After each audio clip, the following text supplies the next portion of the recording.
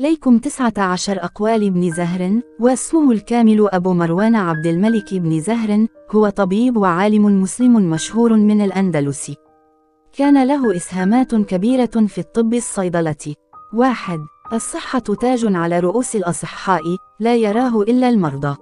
2. الوقاية خير من 1000 دواء. 3. إذا أردت أن تعرف قيم العافية، فأسأل عنها من ذاق مرضه السقم.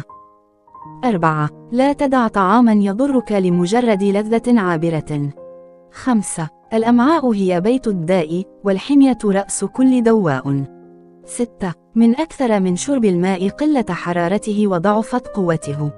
7. الاعتدال في الطعام والشراب أصل الصحة. 8. النفس المطمئنة والقلب السليم يعالجان نصف الأمراض. 9. لا تهمل وجعا صغيرا، فقد يصير داء عظيما.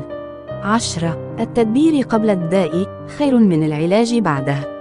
11. الرياضة تنشط الجسد وتفرح الروح. 12. إذا عالجت المريض، فابدأ بتصحيح طعامه. 13. النوم واليقظة إذا اعتدل حفظا الصحة. 14. الغضب يهدم البدن كما تهدم النار البيت.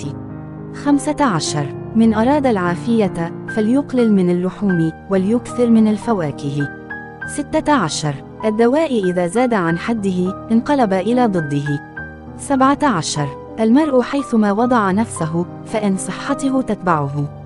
18. لا تستعجل الشفاء، فكل شيء بقدر. 19. العلم بالطب نصف العلاج.